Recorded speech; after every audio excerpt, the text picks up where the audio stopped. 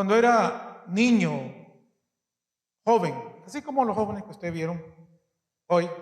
Qué bonito, ¿verdad? ¿Cuánto le dan gracias al Señor por nuestros jóvenes y nuestros niños, verdad? Amén. Bueno, así de la edad de ellos, Charlie, bring me down. De la edad de ellos,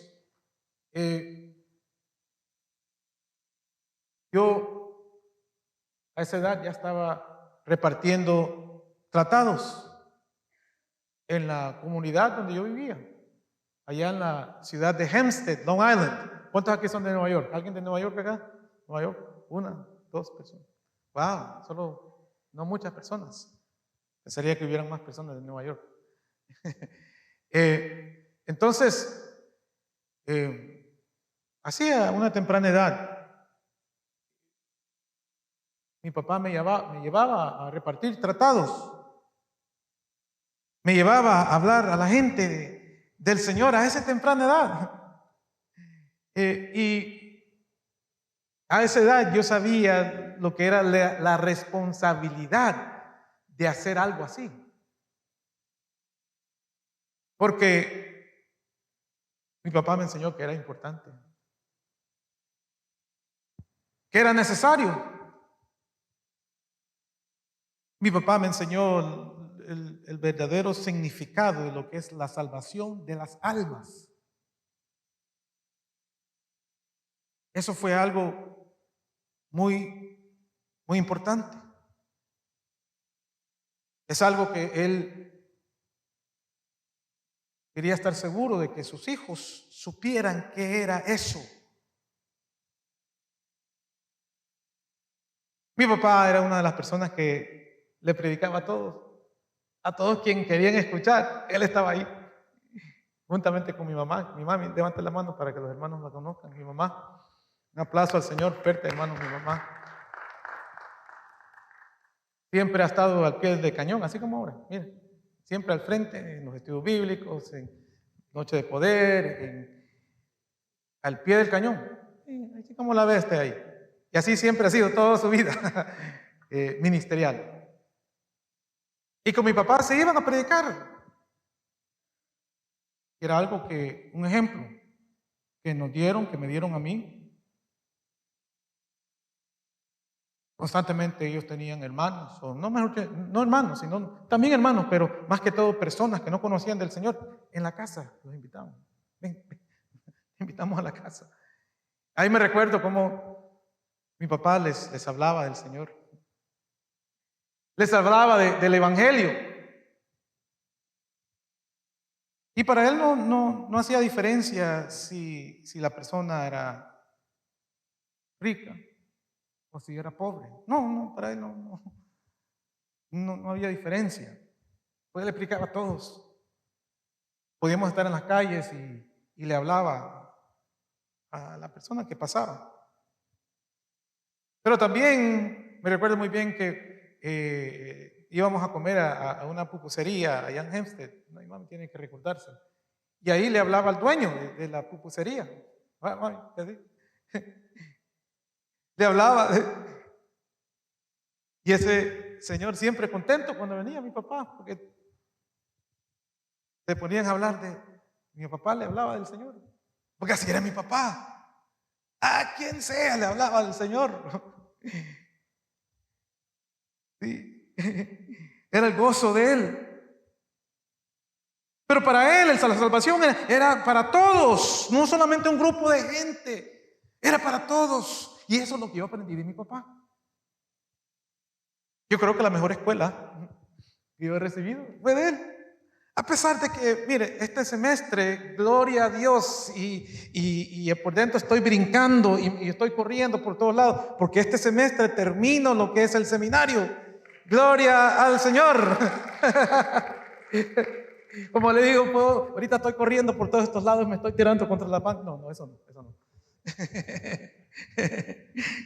Pero así de gozo tengo. Pero mi punto acá, de lo que le quiero decir, de que casi 10 años en el seminario. Pero con todo y eso, la mejor escuela fue de mi papá. Al verlo a él, cómo él se dirigía a la gente, cómo él les hablaba a las personas. del Señor. Y la mayoría, ¿sabe qué? Y ahí está mi mamá, se convertían. Una cosa increíble. Eso es lo que yo vi, eso es lo que yo presencié. De esa escuela es que de donde yo vengo, donde pude ver el poder de Dios por medio de un hombre que el Señor lo usó bastante, mi papá. Entonces eso están en mis memorias, es lo que tengo muy adentro de importancia de la predicación de la palabra de Dios, la importancia de compartir el evangelio con todos, con quien sea. Y Dios permitió que yo pasara por este proceso de entrenamiento,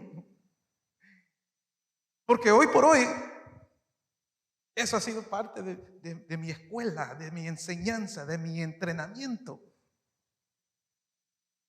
El seminario también, pero también eso, bastante.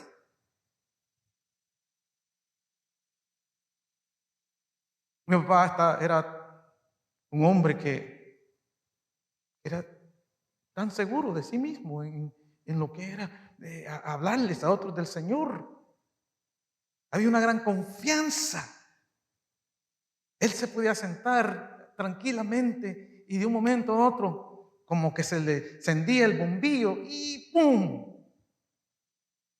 Y él, hermanos, con buena presentación, el Señor lo había moldeado para que le hablase a las personas, para que escucharan la palabra de Dios y se convertían.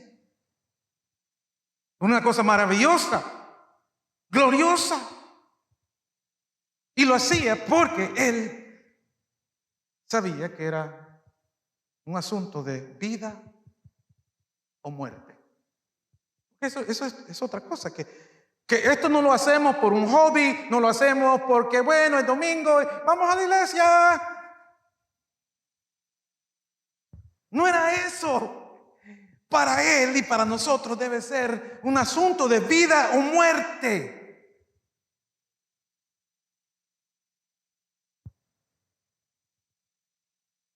Ya después mi papá llegó a ser un pastor. Y la razón que yo soy pastor es porque él fue pastor. Y sencillamente yo estoy siguiendo o continuando con ese legado. Mi hijo ha seguido mis pasos, pero también del abuelo, porque mi hijo también es predicador, es pastor. Y lo doy gloria al Señor, porque hemos entendido que es urgente. Esto de lo que le estoy hablando, de venir a los domingos y que ustedes me escuchen predicar, hermanos, no es para que yo los entretenga con historias bonitas. No, hermanos. Si usted ha pensado eso, lamentablemente es un error. Aquí venimos para también aprender de la palabra, para que usted después, esto sea un trampolín, para que usted también pueda compartir las buenas nuevas de salvación a otros. De eso se trata. Nada más. Además de también alabar al Señor, venimos a alabar y glorificar al Señor. Y eso es lo que acabamos de hacer. Qué glorioso, hermanos.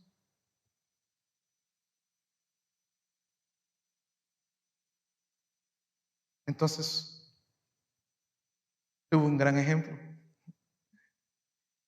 Le doy gracias al Señor por ello. Es por ese ejemplo que el Señor, yo siento en mi vida que tengo esa resistencia. Mi papá me ha enseñado, muchos se preocupan, yo sé, pastor tiene que descansar y se va a enfermar y todo eso. Y tienen razón, y el descanso es muy importante. Pero yo vi cómo lo hizo mi papá. Y cómo Dios le dio esa resistencia, cómo Dios le dio eso. Pero mira, papá, él no paraba.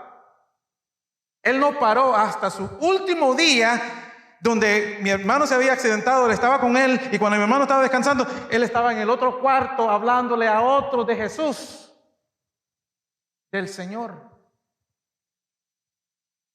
No paraba. Yo aprendí eso. Aprendí eso.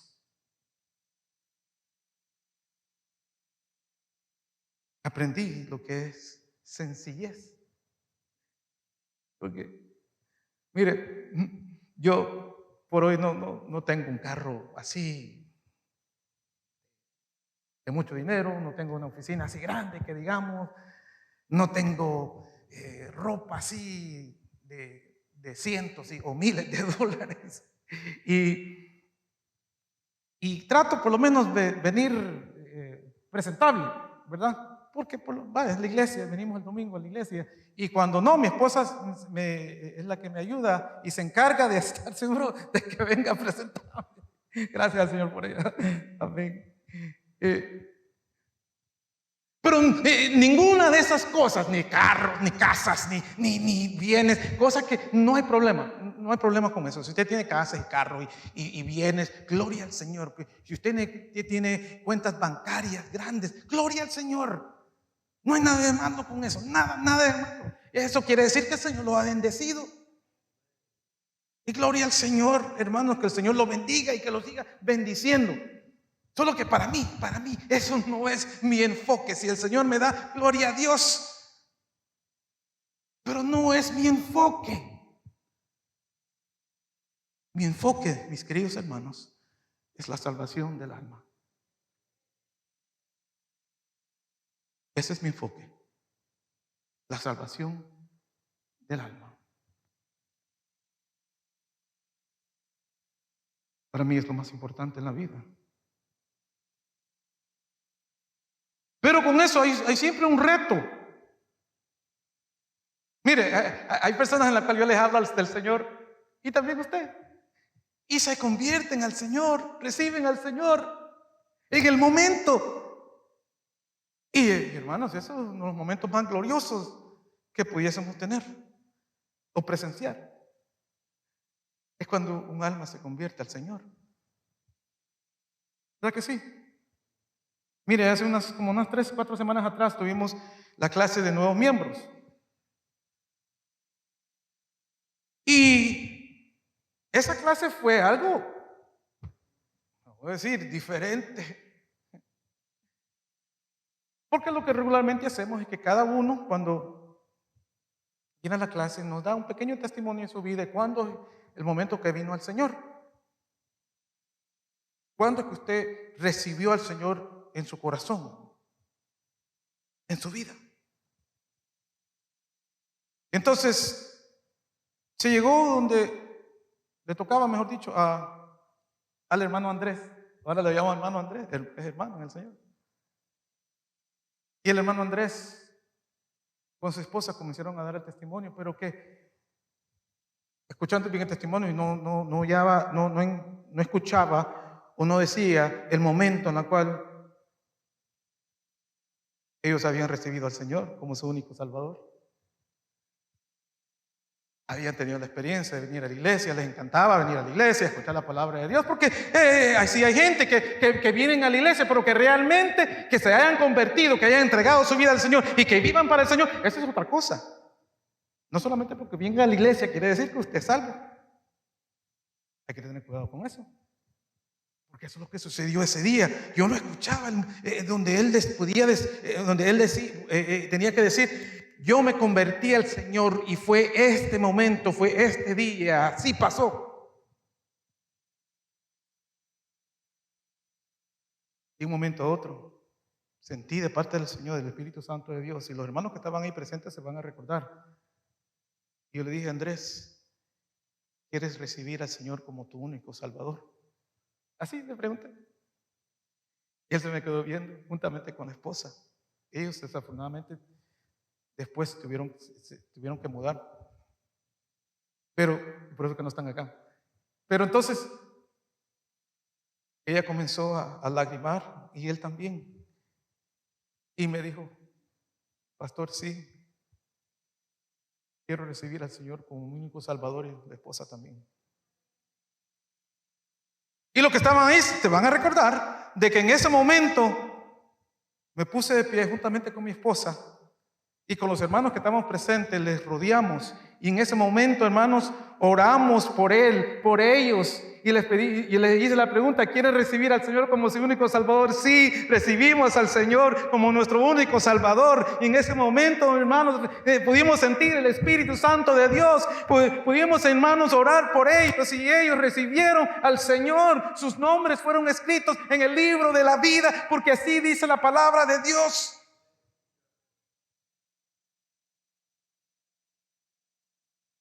Fue algo maravilloso. Miren, solo recordarme en este momento me da tanta emoción. Porque de eso se trata. De eso se trata.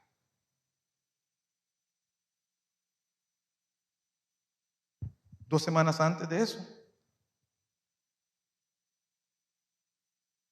No siempre lo hago, trato de hacerlo lo más posible. Y lo que les voy a decir en este momento me da hasta un poco de vergüenza, quizás. Vamos a parar las cámaras para que no lo graben. Va a ser un secreto entre nosotros, solamente nosotros. No le diga a nadie. No, mentira. Mire, trato cada domingo de hacer un llamado. Pero a veces adentro, no sé por qué, siento de que no, nadie se va a convertir, no lo hagas, no. Nadie va a levantar la mano. Olvídate, hombre. Orá, ya, terminá. Tengo que reprender eso. Porque esto no es solamente un culto más, no. Hermanos, es algo especial cuando venimos, el pueblo de Dios se reúne. Dice que Dios habita en medio de sus alabanzas. Él está aquí. Él está en todo lugar, pero está aquí. Amén, gloria a Dios, hermano. Nuestro Dios está aquí. Ese domingo, los que estaban aquí se van a recordar lo que les voy a decir. Yo hice el llamado porque en ese momento, fue en el momento que el Señor me dice, hace un llamado. Yo, dentro de mí le dice, ok, Señor. Porque hay que ser obediente a Dios, al Señor. Sabe lo mejor. Y hice el llamado ese domingo. Inmediatamente, 2 manos levantaron.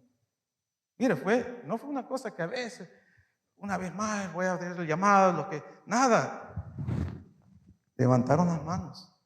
Y fueron 2 hermanas que están precisamente acá y casi están en todos los cultos. Es la hermana Elsie que está sirviendo, creo que es ella la que está en la parte de atrás. La hermana Elsie, véngase un momentito, hermana Elsie. Y la hermana Marvis, que ahora está sentada al frente. Marvis, véngase acá un momentito. Las traigo aquí al frente, no para avergonzarles, sino sencillamente como un ejemplo. Estas 2 hermanas, ese domingo, se convirtieron al Señor, levantaron su mano y dijeron, sí, yo quiero recibir al Señor. Y aquí ellas, juntamente con mi mamá que llegó aquí a su lado. Y fue algo glorioso. Fue un ejemplo. Porque lo que sucedió ese día es exactamente lo que tenía que suceder. Amén. Gracias, hermanos. Disculpen, ellas no sabían de qué está. Un aplauso al Señor.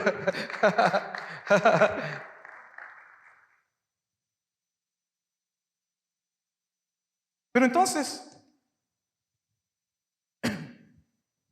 la semana pasada, ustedes saben que tuvimos acá lo que llamamos la confraternidad de todas las iglesias de toda la Florida. Se nos llenó la iglesia el viernes y el domingo. ¿Cuántos se recuerdan esos 2 días, verdad? Que los que estuvieron acá. Fue algo maravilloso, fue algo glorioso. Bien bonito, pero se hizo algo por primera vez en una de esas reuniones de la confraternidad de tantos años. ¿Sabe lo que hicimos ese viernes en la noche? Por primera vez en un evento así, se bautizó. ¿Y sabes a quién bautizamos? Al hermano Andrés, su esposa, los que se recuerda que recibieron al Señor en ese domingo en la clase de bautizo. La hermana Elsa, la hermana Marvis, va a esperar que venga su familia, por eso que no, ¿verdad? Ella quiere que esté su esposo y sus hijos, y está bien, así debe ser. Amén. Por ese día bautizamos a 4 personas. Si usted quiere ver las fotos, ahí están, todo el mundo tomó fotos ahí ese domingo, ese viernes, mejor dicho. Fue algo, hermanos, glorioso, y yo le alabo al Señor. Pero ¿sabe qué? Que no es siempre así.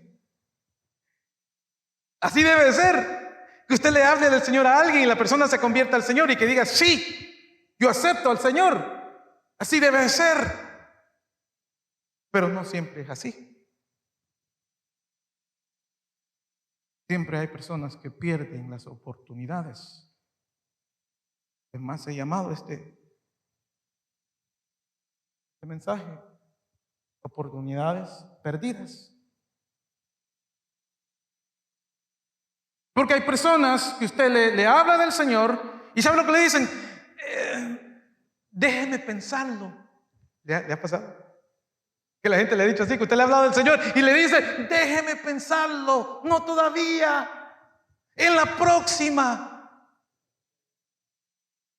¿Le ha pasado solo a mí? Sí, ¿verdad? Que la gente es así. O sea que son oportunidades perdidas. Son oportunidades que el Señor le toca en el corazón de esa persona por medio de usted.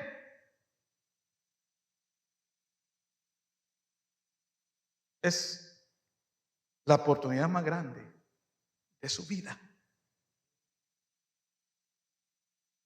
Y le dice que no. Qué triste, hermanos. El apóstol Pablo en este momento, en el capítulo 24, él se encuentra en una cárcel. Lo han trasladado a Cesarea. Hay tantas cosas que han sucedido hasta acá. El apóstol Pablo estaba por todo el mundo prácticamente. Turquía, Grecia, Asiria y los pueblos en todos esos países, esos continentes. Pero él sintió de que él tenía que regresar a Jerusalén. Él sintió de que él tenía que ir a ayudar a la iglesia allá en Jerusalén.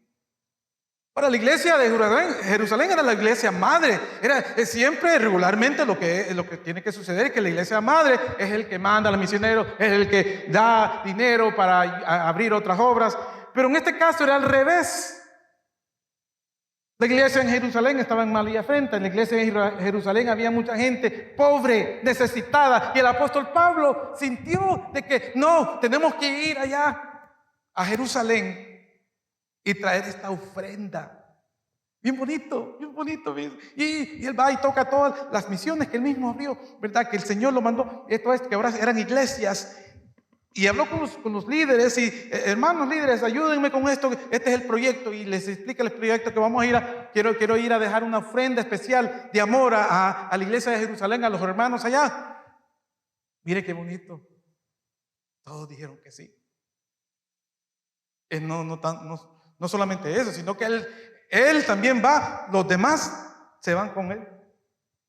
Una cosa muy bonita. Pero al llegar a Jerusalén, ahí comienza el problema. Desafortunadamente hay problemas, desafortunadamente hay situaciones difíciles que suceden en nuestras vidas.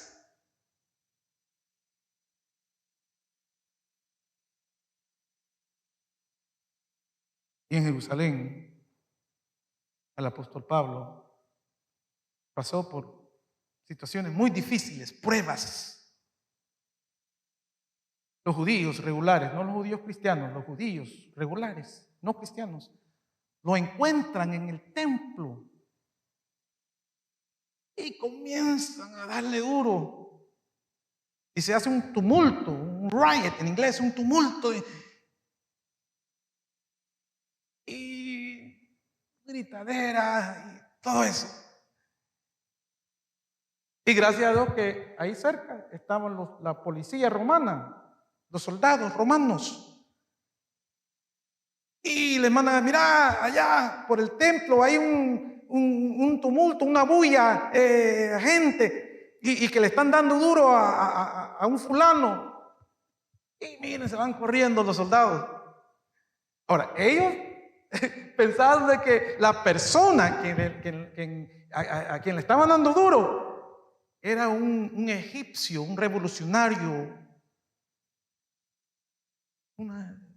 esa gente así de que siempre, o sea, que eran rebeldes, un rebelde, que ellos estaban buscando, lo estaban buscando los romanos, la policía, la FBI, toda esa gente lo estaba buscando y pensaron que él era.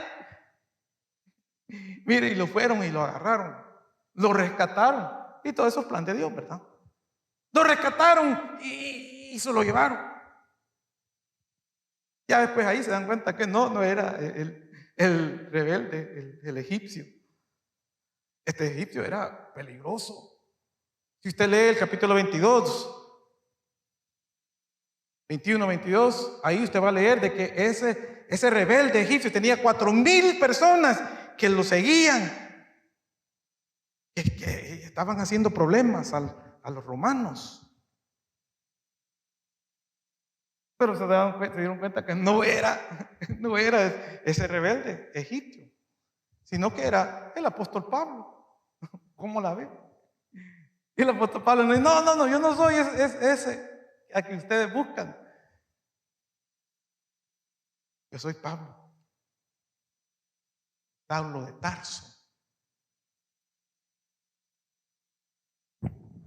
Y comenzaron a tratar de conseguir más información. Y la forma de ellos para conseguir información de alguien, ¿sabe cómo era? ¿Cómo es? Sí, les pegaban y los torturaban para conseguir información. Pero entonces el apóstol Pablo les dice, miren muchachos, antes que ustedes me hagan todo eso, ya lo tenía a mí preparado en una cosa así, para darle. Solamente les quiero decir que yo soy un ciudadano romano. ¿Para qué? Lo soltaron, no. Porque la ley era de que a un ciudadano romano no se le podía hacer eso antes de llevarlo a la corte. Y nada de eso había sucedido. Entonces, llaman a los judíos. Los judíos no podían comprobar de que él realmente había hecho algo malo como para torturarlo, mucho menos para matarlo. Entonces es ahí donde deciden los soldados romanos llevarlo al gobernador. Este gobernador se llamaba Félix y por un término de 2 años el apóstol Pablo tuvo preso con este gobernador, ahí en el palacio. Imagínense. 2 años, voy a hablar de eso un poco más después, los 2 años. Pero en este momento allí se encuentra el apóstol Pablo. El apóstol Pablo se encuentra preso ahí, en ese palacio, bajo el mismo techo de este gobernador. Piensen eso. El apóstol Pablo bajo el mismo techo de esta persona por 2 años. Le digo esto porque el apóstol Pablo, solo con un día, él le hablaba a usted, ya usted estaba recibiendo al Señor. El apóstol Pablo, el Señor lo usó a él para predicarle a tres continentes donde cientos y miles y miles y miles de almas se convirtieron en solamente en términos de días. Aquí estamos hablando que él estaba bajo el mismo techo de este gobernador por 2 años. Ya después lo voy a hablar porque eso es importante. Pero el apóstol Pablo siempre ha sido un instrumento de Dios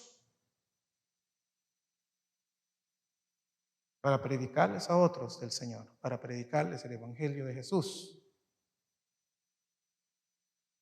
Pero en estos 2 años, y vamos a darnos de cuenta, vamos a leer la palabra del Señor, de que este gobernador nunca se convirtió al Señor. 2 años con el apóstol Pablo, el hombre que el Señor quizás usó más en toda la historia de la humanidad. Que el apóstol Pablo esté bajo el mismo techo de estas personas, de esta familia real, y que no se conviertan al Señor, eso se llama oportunidades perdidas.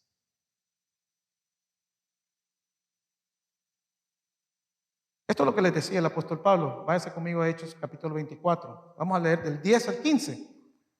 Hechos 24 del 10 al 15. Mire, esto es lo que dice la palabra del Señor.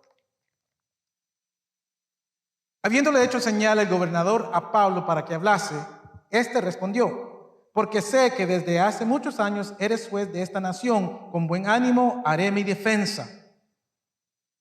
Como tú puedes cerciorarte, no hace más de 12 días que subí a adorar a Jerusalén, y no me hallaron disputando con ninguno, ni amotinando a la multitud, ni en el templo, ni en las sinagogas, ni en la ciudad. Ni te pueden probar las cosas que ahora me acusan. Pero esto te confieso, que según el camino que son los cristianos, el camino así les llamaban a los hermanos, los del camino, que según el camino que ellos llaman herejía, así servía al Dios de mis padres, queriendo todas las cosas que en la ley y en los profetas están escritas, teniendo esperanza en Dios, la cual ellos también abrigan, de que ha de haber resurrección de los muertos, así de justos como de injustos. Y por esto procuro tener siempre una conciencia sin ofensa, o sea, tener una conciencia limpia ante Dios y ante los hombres. ¿Sabe lo que se llama esto? Esto se llama defensa. Defensa del Evangelio. Aquí el apóstol Pablo en este momento estaba ante los judíos que lo estaban acusando. Estaba ante el juez, quien era el gobernador, Félix. Y comienza a dar una defensa del Evangelio. Y el apóstol Pablo, si usted se da cuenta, si usted lee bien, prácticamente el apóstol Pablo está diciendo: sí, yo soy un seguidor de Cristo. A los romanos le dice: no me avergüenzo del Evangelio porque es poder de Dios. Y hace defensa ante sus acusadores. Y les dice prácticamente: no, yo soy judío, así igual que ellos. Él les dice, y así el Mesías el Mesías que ellos están esperando, para mí ese Mesías ya vino, que es Cristo Jesús.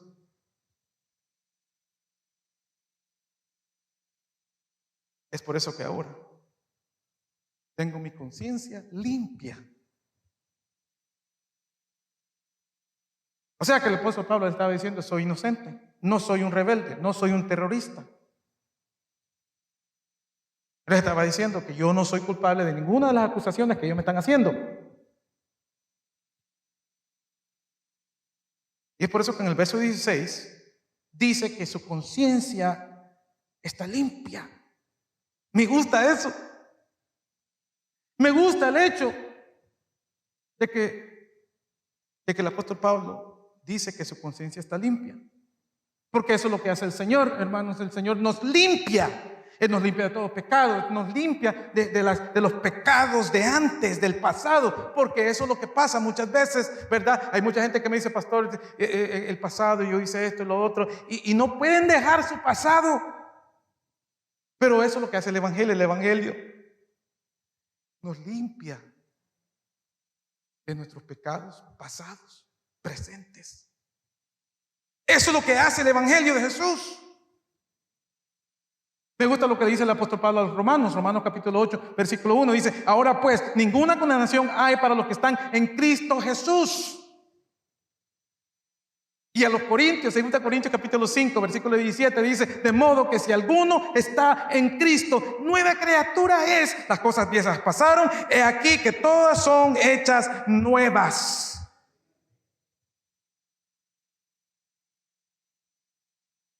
O sea que, iglesia, nuestro Señor, Él renueva nuestras mentes. Somos unas nuevas criaturas. O sea que el apóstol Pablo le estaba diciendo: ya no era la persona que era antes.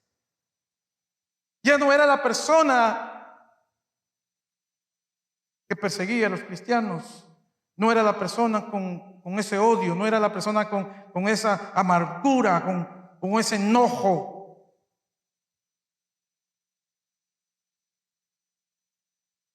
El apóstol Pablo era un profesional.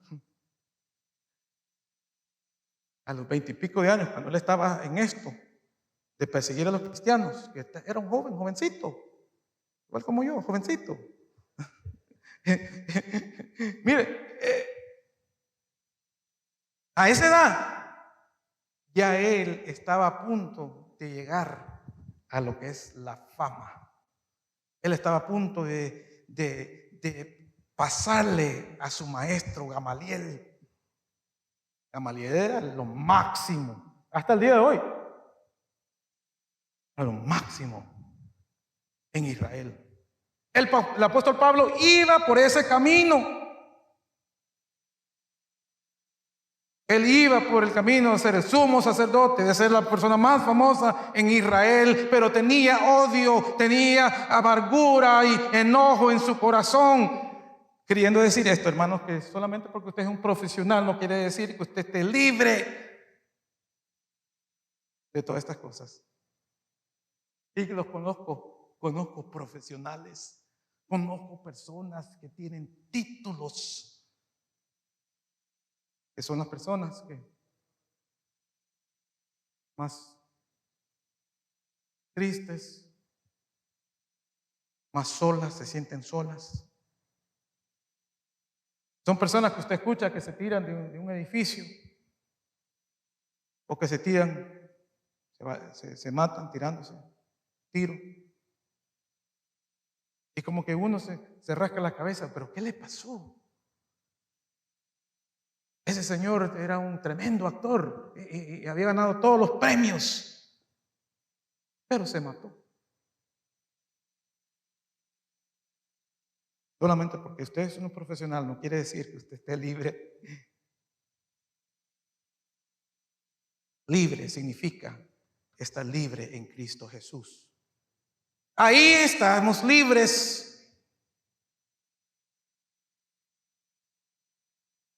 Pero un día el Señor llegó al apóstol Pablo, entró en su corazón y lo cambió para siempre.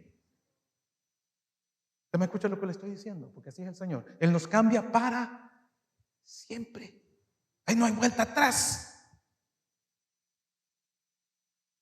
Por eso que en el verso 16 yo tuve que hacerme para atrás al leer ese versículo 16. Eso es todo lo que le acaba de decir, lo que me vino a la mente. Porque lo que hizo el Señor en la vida del apóstol Pablo es por la razón que él pudo decir en el versículo 16: mi conciencia está limpia.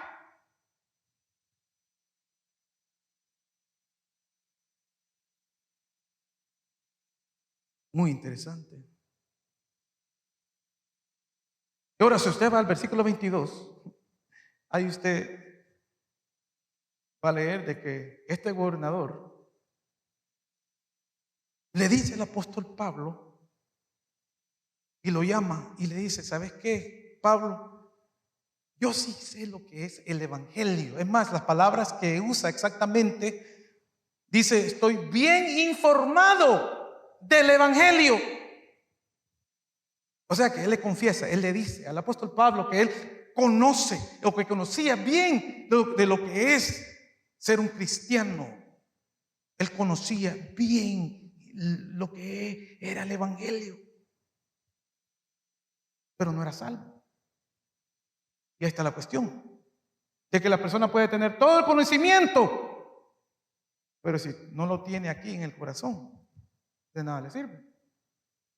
Aquí Félix, el gobernador, le dice, le confiesa de que él está bien informado. Me fui, mira, en otras traducciones dice esa palabra bien informado, en otras traducciones es así, que tenía conocimiento preciso. En la King James, que es la iglesia, la Biblia en inglés, similar a la Reina Valera, dice así, que tenía el conocimiento perfecto. La Nueva Versión Internacional dice que él estaba bien familiarizado con el evangelio. La versión americana dice que tenía conocimiento exacto. O sea que él estaba bien informado de lo que era el evangelio, pero todo acá. Pero ahora después me fui al griego, fíjese. Me fui al idioma original. Es esa palabra que estamos aquí estudiando. Dice acribesterón, es la palabra. O sea que cuando le dijo a Pablo, ¿verdad? Bien informado, la palabra que le dijo a Pablo era acribesterón. Así le dijo, exactamente. Estoy acribesterón, le dijo. Ahora, esa palabra acribesterón en el griego original quiere decir información precisa. O sea que cuando Félix le dice a Pablo esa palabra acribesterón, que es la palabra original, él estaba diciendo: yo tengo información precisa de lo que tú me estás hablando. Le doy toda esa información para que usted entienda de que Félix sabía muy bien lo que era el evangelio de Jesús. ¿Sabe lo que quiere decir eso? Que Félix, ese gobernador, conocía muy bien de que el único camino a la salvación era Jesús. Él sabía muy bien que el único camino a la salvación era de recibir a Cristo en su corazón. Lo sabía muy bien. Acribesterón. Él lo sabía muy bien.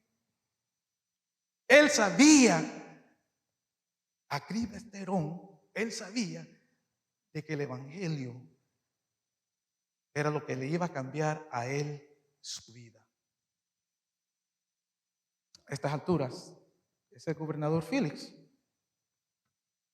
era de lo peor. Nadie lo quería. Era malo. Era un criminal. No le importaba nada.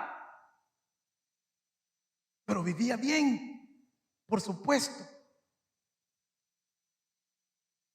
Y él sabía todas estas cosas del evangelio. Pero no estaba dispuesto a aceptarlo. No estaba dispuesto a aceptar al Señor. Porque había algo muy dentro de él que lo aguantaba. Había algo dentro de él que le decía: no, hoy día no. Quizás en la próxima es que yo me convierto al Señor. Pero hoy día no. Hoy día yo quiero seguir en mi pecado. Quiero seguir lo que estoy haciendo. Quiero seguir haciendo todas las cosas que yo hago, que estoy haciendo, que no es servir al Señor. Hoy día no va a ser. Él no quería dejar su vida de pecado. Él no quería dejar su vida de corrupción. Él fue un hombre avaro. Pero aún así, el evangelio siempre lo hacía pensar. Déjeme ponerlo de otra forma. El evangelio lo confrontaba. Porque ese es el Evangelio. El Evangelio es lo que hace. El Evangelio lo confronta a la persona. Pero es evidente que Dios le estaba dando oportunidades a Félix. Quiera en este momento